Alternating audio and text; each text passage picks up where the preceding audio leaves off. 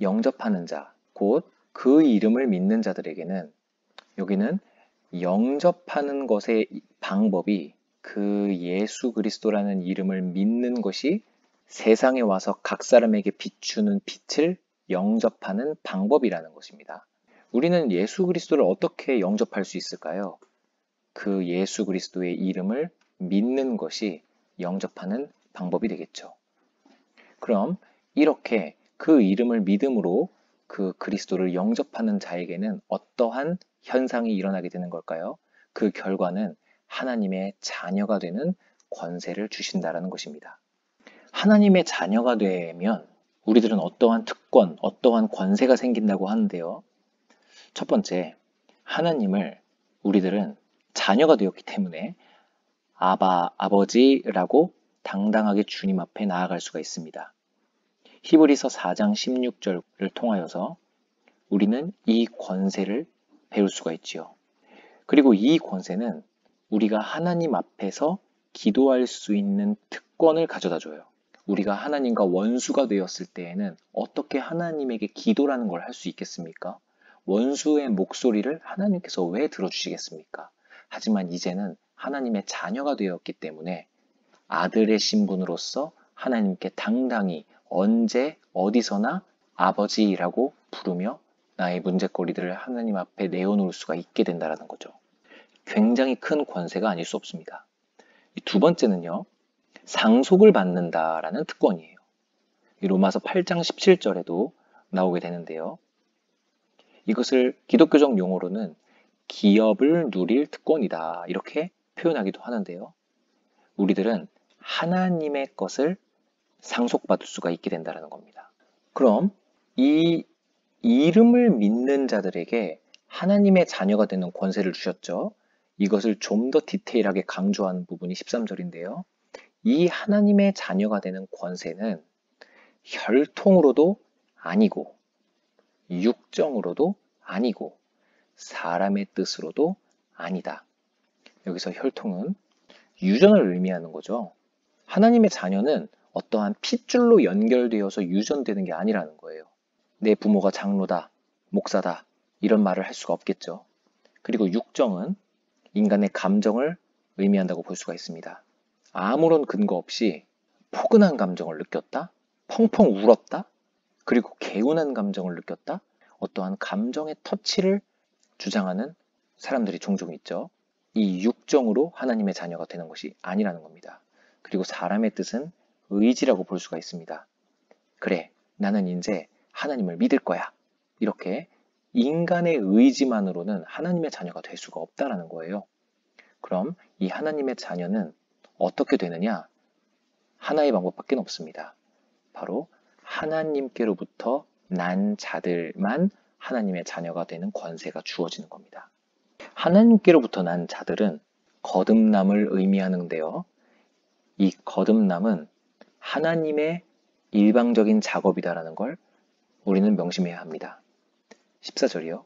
말씀이 육신이 되어 우리 가운데 거하심에, 여기에서 잠시 거하신 거죠. 공생의 기간만 허락된 거니까요. 우리가 그의 영광을 보니 아버지 독생자의 영광이요.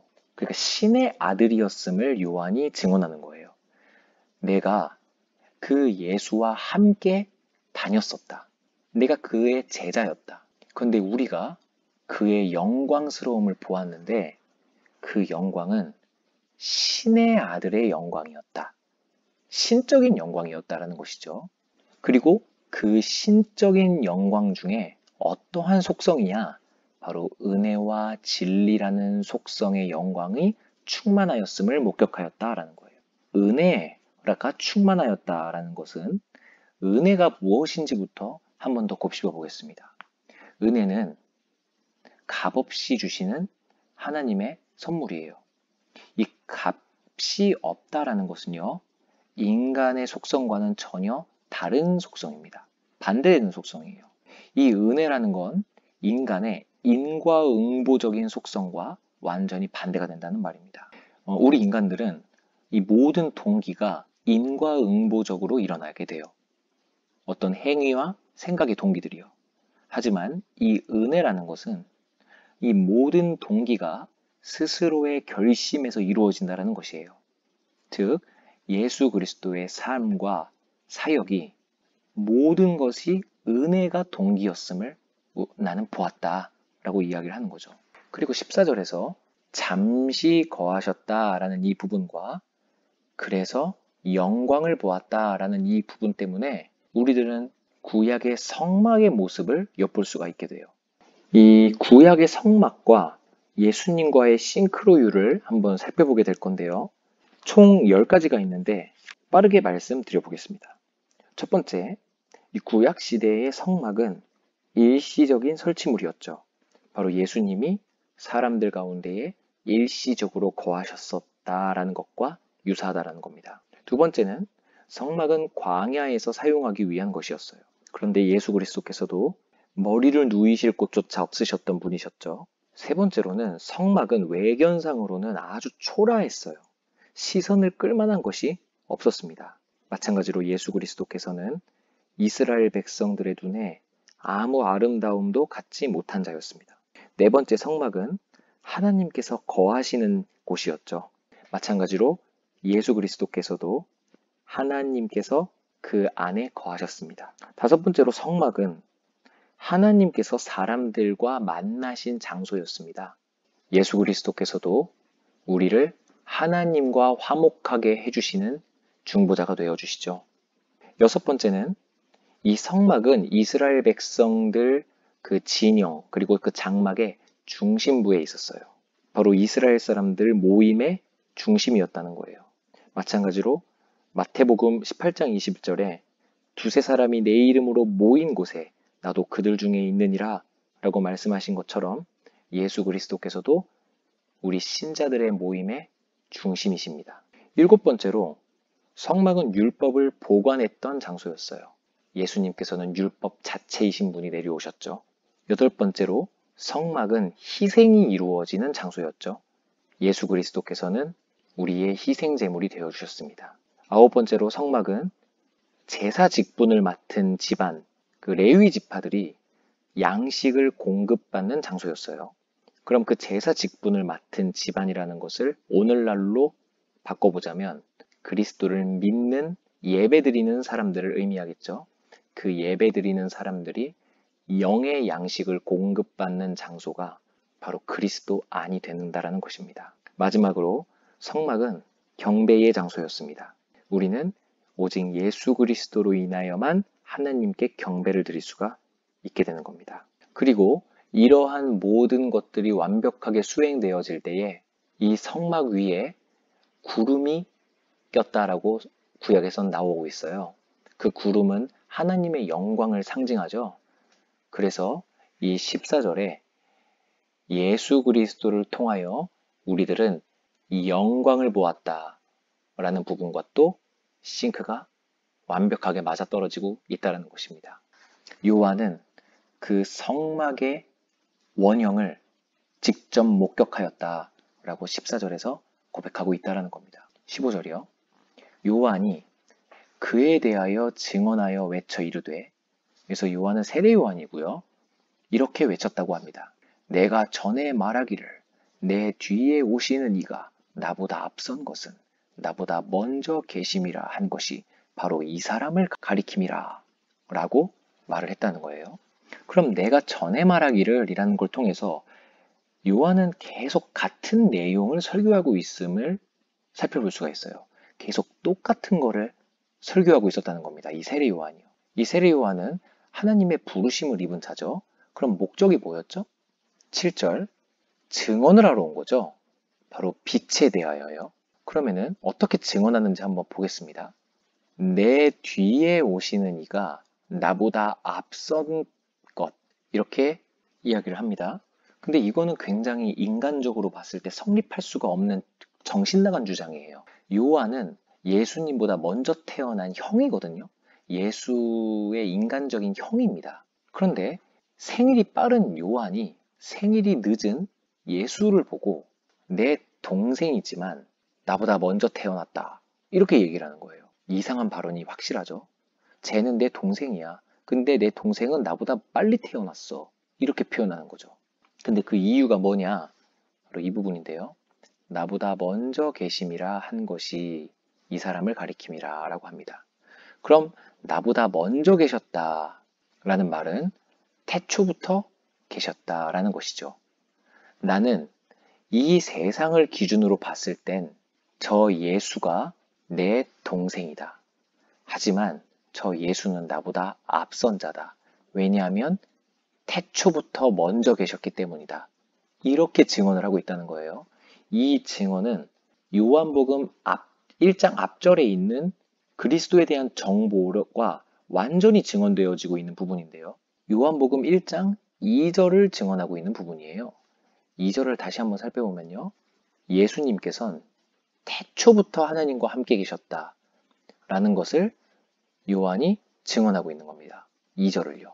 그리고 16절 우리가 모든 것을 다라는 것은 모든 것을 그의 충만한 데서 받고 있으니 라고 증언을 합니다. 우리는 모든 걸 그에게서 받고 있어 이렇게 증언을 하는 거예요. 이것은요.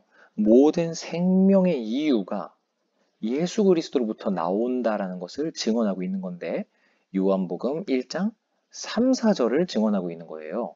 3, 4절을 한번 살펴보면요. 만물이 그로 말미암아 지은 바가 되었는데 지은 것이 하나도 그가 없이는 된 것이 없다. 그 안에 생명이 있는데 이 생명이 우리 사람들의 존재의 이유다. 이렇게 예수님에 대한 정보가 나오지 않습니까?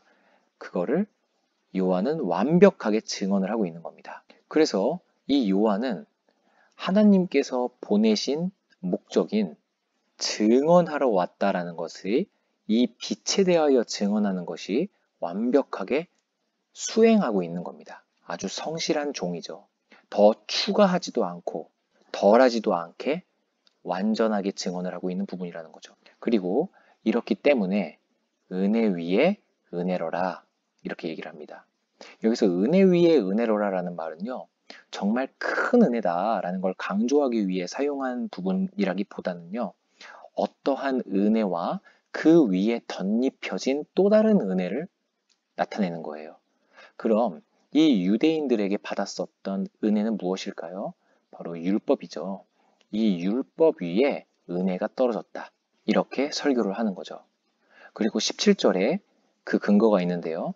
갑자기 율법 얘기를 하는 겁니다. 바로 여기서 나오는 첫 번째 은혜, 율법에 대한 은혜를 이야기하는데요. 이 율법은 모세라는 인간을 통하여서 주어진 것이요. 여기서 핵심은 주어진 것입니다. 이 주어졌다라는 것은요. 어떠한 주체자가 멀리서 맡겼다는 거예요. 주어졌다는 것이요. 그래서 이 부분은 이 율법이라는 것이 인간을 통하여 주신 아주 제한적인 기능이고 멀리서 어떠한 주권자가 이거를 맡겼다라는 뜻이죠. 그런데 이제는 아니라는 겁니다. 왜냐하면 은혜와 진리라는 것이 이 두 번째 은혜 위에 떨어진 은혜인데요. 이 은혜와 진리는 예수 그리스도로 말미암아 온 것이라고 이야기를 합니다. 여기서 나오는 주어진 것과 완벽한 대조를 이루고 있는 것이죠. 이 은혜와 진리 본인 자체가 오셨다라는 걸 의미합니다. 18절이요. 원래는 하나님을 본 사람이 없으되 이건 여기에서 나오는 첫 번째 은혜의 시대, 바로 율법의 시대를 상징하게 됩니다. 이 율법의 시대 때 모세가 율법을 받지 않습니까? 근데 출애굽기 33장을 보면 모세가 하나님에게 형상을 보여달라고 간구를 해요. 근데 그때 하나님께서는 너는 내 얼굴을 보지 못할 것이다. 너는 내 등만 보게 될 것이다. 라고 이야기를 하거든요. 그럼 이 등이라는 것이 율법이라고 볼 수가 있게 되는 거겠죠. 이때 당시에는 하나님의 얼굴을 본 사람이 없는 겁니다. 하지만 이제는 달라졌습니다. 아버지 품속에 있는 독생하신 하나님, 바로 예수 그리스도께서 하나님의 얼굴을 나타내셨다라는 거예요. 우리들은 사람의 얼굴을 보아야만 그 사람의 생각과 의사와 감정을 읽을 수가 있죠. 등을 보고서 어떻게 사람의 성품을 우리가 알 수 있겠습니까? 그저 있음이라는 것만 알 수가 있겠죠. 아, 저기 있구나. 존재하는구나. 그리고 엄청나게 크구나. 혹은 작구나. 이런 것은 짐작할 수가 있을 겁니다. 그러나 얼굴을 보지 않고서는 그 사람의 감정을 읽을 수는 없죠. 하지만 이제는 두 번째 은혜의 시대가 왔습니다. 우리들은 하나님의 얼굴을 예수 그리스도를 통하여 볼 수 있게 되었고, 우리들은 말씀이신 하나님을 통하여서 하나님의 은혜가 무엇인지 목격하게 되었다는 것이죠.